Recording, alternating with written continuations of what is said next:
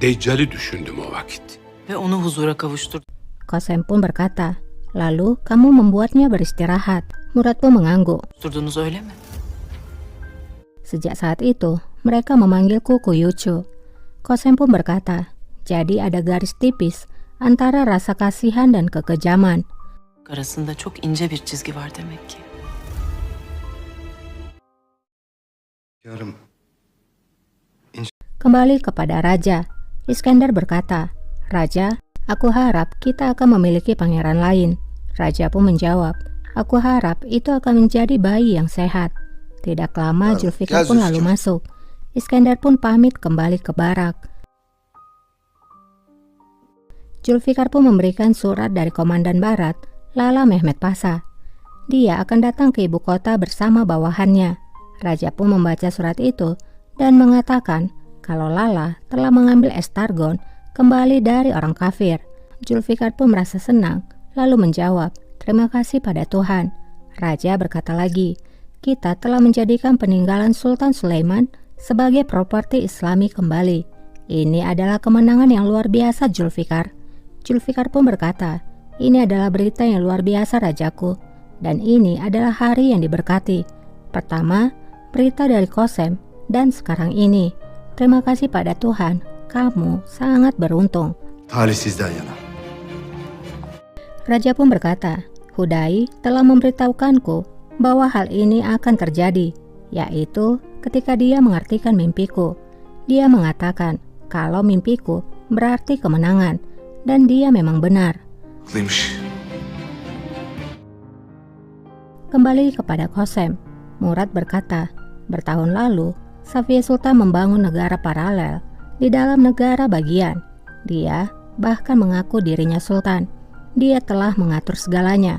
Melalui lembaga yang didirikannya, dia membeli segalanya. Dia mengontrol hampir semua posisi penting, kadis, pasha, dan pegawai. Qasem pun bertanya, mengapa kamu memberitahukanku hal ini? Murad pun menjawab, kami para pria ditakdirkan untuk kalah dalam setiap berperang. Kami menentang wanita itu, namun ini tidak berlaku bagimu. Kamu adalah sultan aku yang akan mengakhiri pemerintahannya. Jadi, raja tidak akan ditusuk dari belakang lagi dan meraih kembali kekuatannya. Qasem pun berkata, apa yang membuatmu berpikir demikian? Apakah karena aku musuh dari Safiya Sultan yang akan menghancurkannya? Murad pun menjawab, aku mengerti kekhawatiranmu karena kamu belum mempercayaiku. Saran sederhana dariku adalah jika kamu ingin menghancurkan Safiya Sultan dan menjadi lebih kuat, maka senjatamu harus berbeda darinya. Qasem pun bertanya, seperti apa? Nasıl bir fark? Murad pun menjawab, apapun yang kamu lakukan, lakukan di jalan yang terang, bukan di jalan yang gelap. Lihat ke dalam mata musuhmu, seperti yang kamu lakukan pada malam itu. Ketika kamu berdiri di depan orang-orang, letakkan kartumu di atas meja. Jadilah cahaya, bukan bayangan. Terbit seperti matahari ke dalam kegelapan. Qasem pun berkata, aku tak akan pernah melupakan kata-kata ini, Pasha. Bir vakit çıkarmayacağım paşa. Qasem pun kembali ke harem. Haji lalu membisikkan sesuatu pada Qasem. Qasem pun lalu pergi setelah mendengarnya.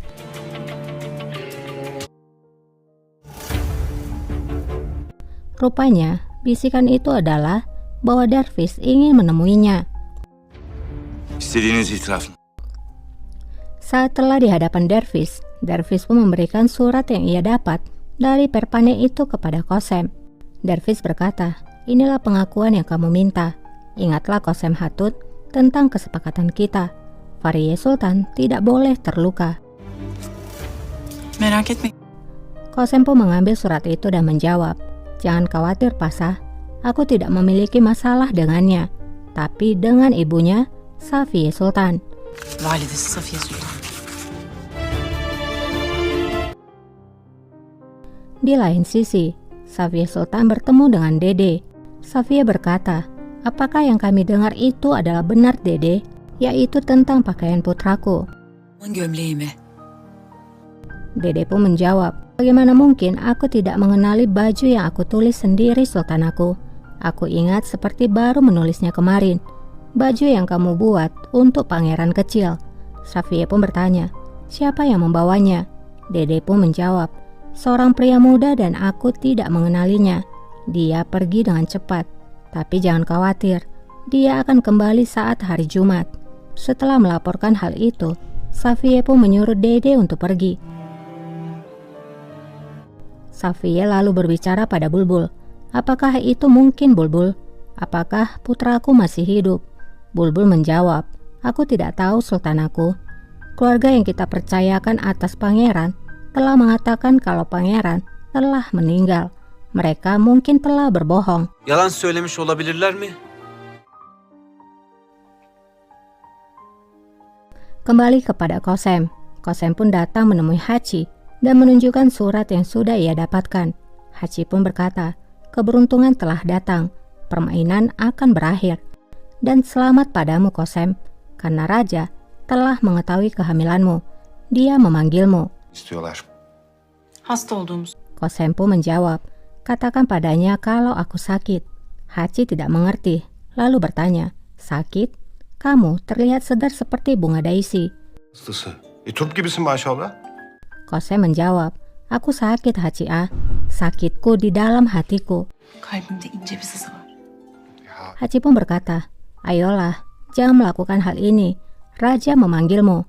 Namun Kosem terus saja berjalan tak peduli. Çağırmış. Kembali kepada Safiye.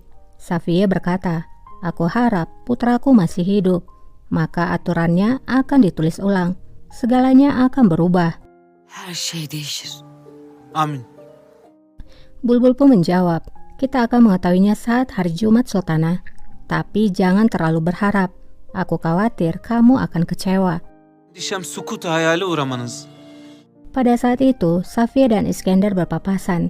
Safiye melihat Iskender, namun tidak menyapanya.